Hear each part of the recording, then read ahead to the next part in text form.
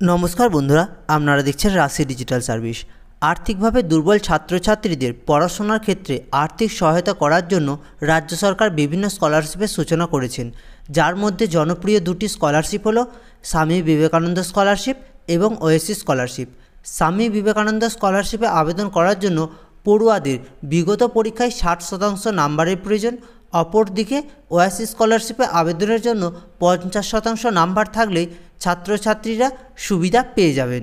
2023-24 শিক্ষাবর্ষে যে সকল ছাত্রছাত্রীরা স্বামী বিবেকানন্দ স্কলারশিপে আবেদন করেছিল তাদের টাকা দেওয়া অলরেডি শুরু হয়ে গেছে, কিন্তু এখনও ওয়াসিস স্কলারশিপের টাকা দেওয়া শুরু হয়নি।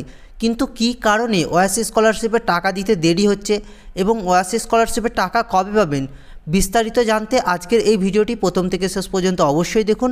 আর আপনি যদি আমার চ্যানেলে প্রথমবার হয়ে থাকেন তাহলে ভিডিওটিকে একটি লাইক করে চ্যানেলটিকে সাবস্ক্রাইব করে দেবেন। আর আপনি যদি প্রথম থেকেই আমার চ্যানেলটিকে সাবস্ক্রাইব করে রেখেছেন তাহলে আপনাকে অসংখ্য ধন্যবাদ।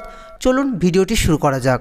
ওয়াসিস স্কলারশিপের টাকা কেন্দ্র এবং রাজ্য সরকারের যৌথ উদ্যোগে দেওয়া হয়, অর্থাৎ ওয়াসিস স্কলারশিপের টাকা দুটি কিস্তিতে ছাত্রছাত্রীদের দেওয়া হয়ে থাকে। ওয়াসিস স্কলারশিপের 60% টাকা রাজ্য সরকার দেয় এবং 40% টাকা কেন্দ্র সরকারের তরফ থেকে দেওয়া হয়। রাজ্য সরকারের 60% টাকাটি ছাত্রছাত্রীদের আগে দেওয়া হয়ে থাকে, এরপর কয়েকদিন পরই কেন্দ্র সরকারের 40% টাকা দেওয়া হয়ে থাকে। স্বামী বিবেকানন্দ স্কলারশিপে অলরেডি টাকা দেওয়া শুরু হয়ে গিয়েছে, কিন্তু ওয়াসিস স্কলারশিপে এখনও পর্যন্ত টাকা দেওয়া শুরু হয়নি।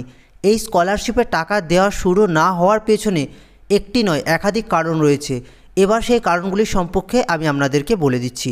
প্রথমত, বর্তমানে এই স্কলারশিপের আবেদন প্রক্রিয়া জোর কদমে চলছে।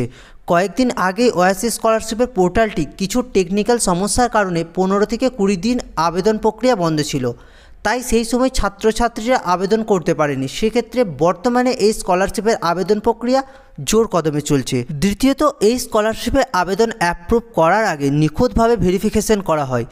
এই স্কলারশিপে আবেদন করার পর প্রথমে পড়ুয়াদের শিক্ষা প্রতিষ্ঠান, অর্থাৎ যে স্কুল অথবা কলেজে আপনি ফর্মটি ফিল আপ করে জমা দিয়েছেন সেই স্কুল অথবা কলেজের তরফ থেকে ভেরিফিকেশন করা হয়। এরপর স্কুল বা কলেজের ভেরিফিকেশন প্রক্রিয়া সম্পন্ন হলো ব্লক অফিস অথবা ইউএলবি অফিস থেকে ভেরিফিকেশন করা হয়। তারপর ডিস্ট্রিক্ট লেভেলে ভেরিফিকেশন করা হয়।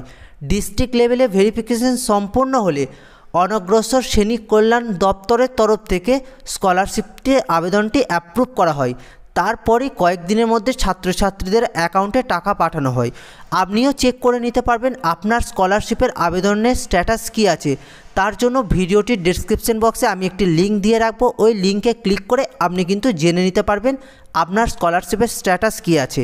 এছাড়াও ওয়াসিস স্কলারশিপের স্ট্যাটাস কীভাবে চেক করবেন সেই সংক্রান্ত ভিডিও আমার ইউটিউব চ্যানেলে অলরেডি দেওয়া আছে। ওই ভিডিওটির লিঙ্ক আমি এই ভিডিওটির ডেসক্রিপশন বক্সে দিয়ে রাখবো, আপনারা চাইলে সেখানেও ক্লিক করে দেখে নিতে পারবেন।